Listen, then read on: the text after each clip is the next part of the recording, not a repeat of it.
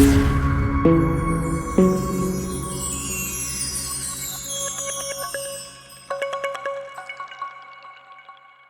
morning everyone, this is Sangeeta, Assistant Professor in Department of Computer Science and Engineering, Ward College of Technology and Management, Gurgaon. So in our today's session, we are going to study about the KNN algorithms for anomaly detection. So before moving to the topic of KNN, I just want to discuss about the basic concept of machine learning and cloud computing, where we can implement the KNN algorithm. So in this session, we will introduce about the introduction to cloud, types of attacks which can affect the cloud computing, machine learning algorithms, malware analysis, and how we can apply KNN to detect the anomalies in malware.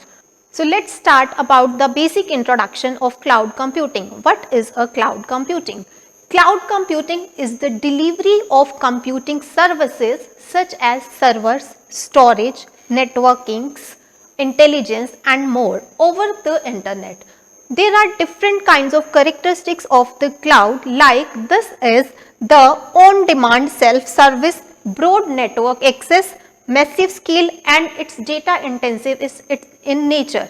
So what is the meaning of on-demand? On-demand means whenever a user want to access the services over the cloud, there are a different of cloud service providers which can provide the services as per the user requirement, as per the user demand, and user will pay only for that duration for that services for which duration they are using the cloud services, like IBM, Google, Microsoft or AWS, and a lot of different server providers are available which can provide the cloud services as per the requirement of users, and users are paying only for the users basis to the providers.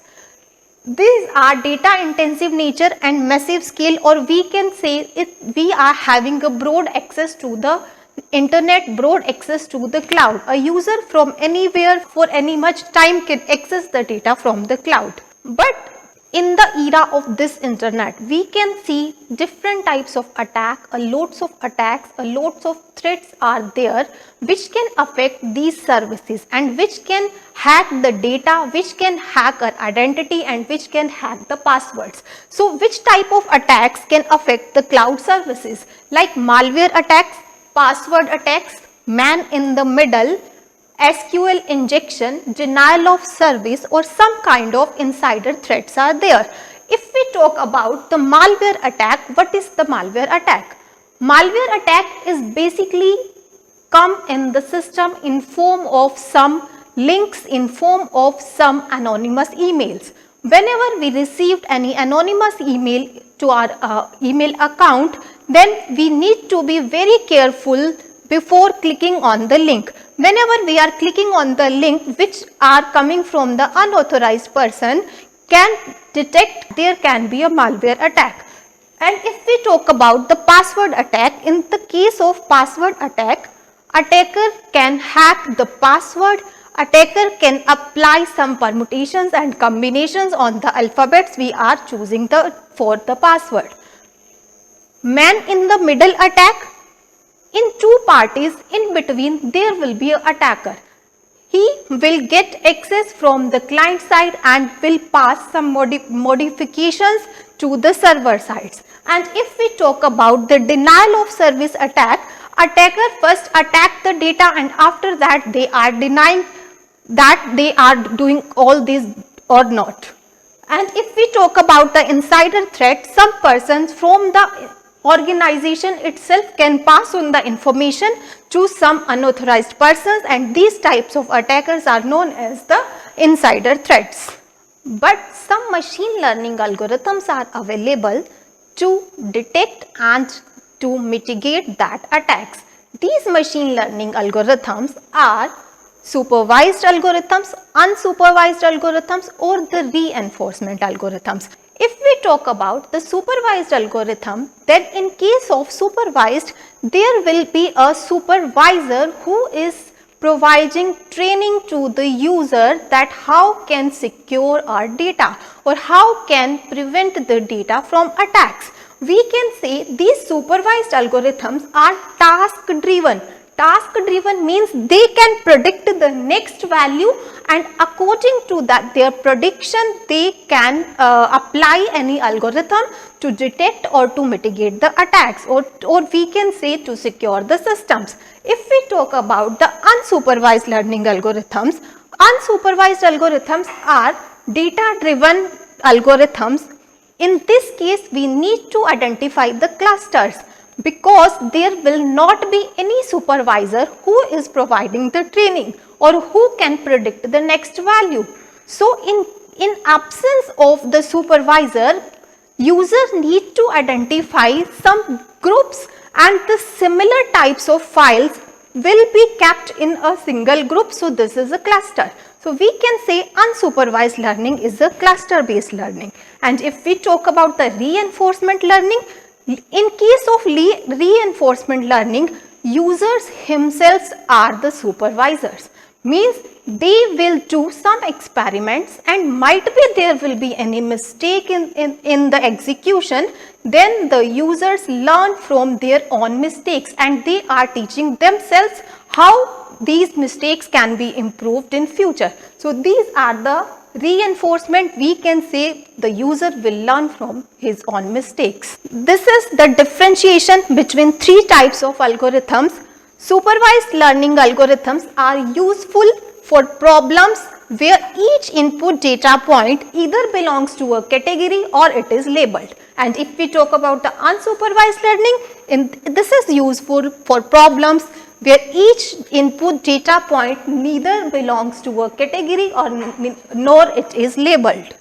And if we talk about the reinforcement learning is useful for those problems where future activities depends on result of current reactions and next activities are needed to be estimated. This is the technique how we can analyze the malware.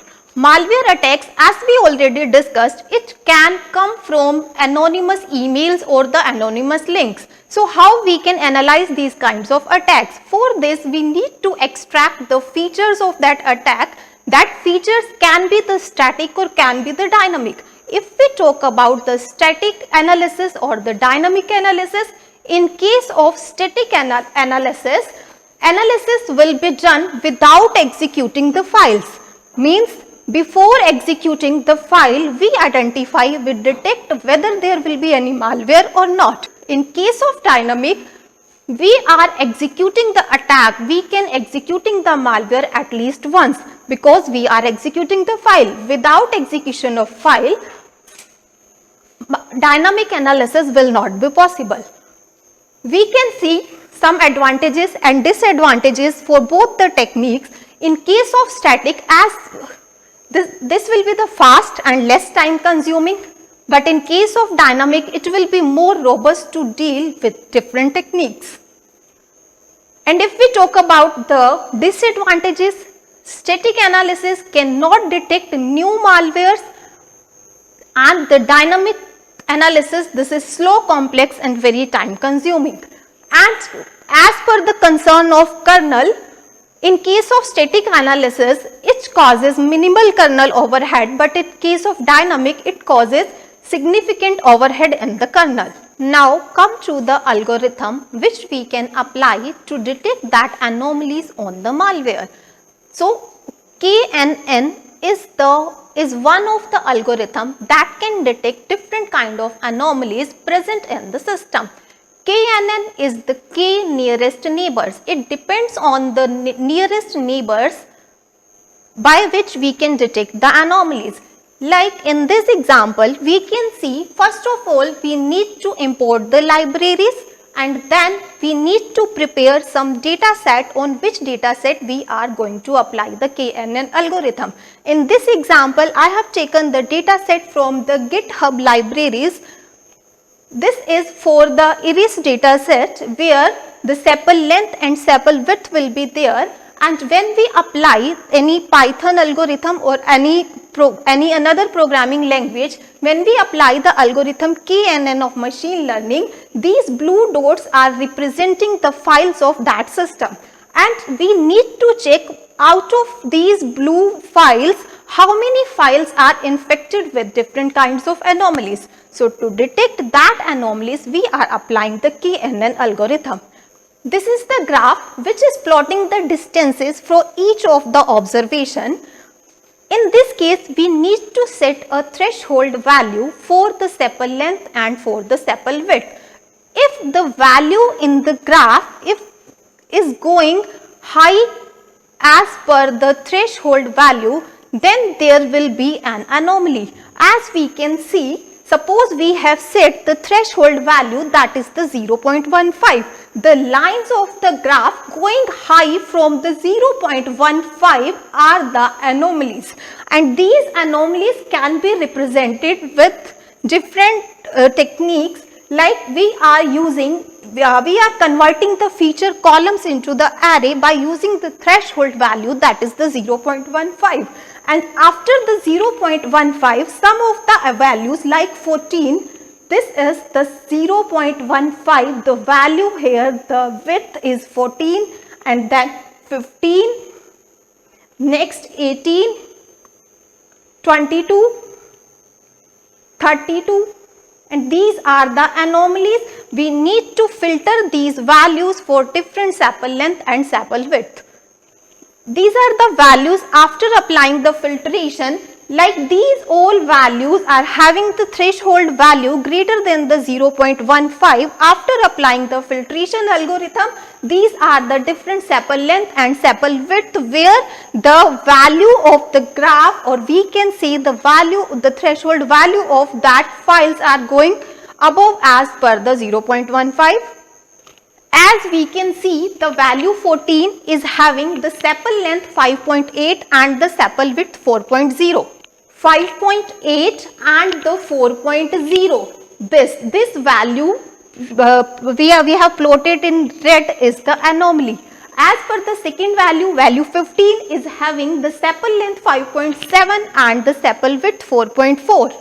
Value 15 is having sepal length 5.7 and sepal width 4.4. 5.7 and 4.4, like this is an anomaly. Similarly, we are plotting all the anomalies in the red color which are having values greater than the threshold, that is the 0.15, as we have seen in this filtered values. In these filtered values, like the value 131 having sepal length 7.9 and sepal width 3.8. 7.9 and 3.8. Like this is the anomaly. So like this we can represent all the anomalies in red. We can say, or we can detect all the anomalies by using the KNN algorithm. Thank you very much. I hope we'll see you soon. Till then, keep learning, keep growing. See you next time. Thank you.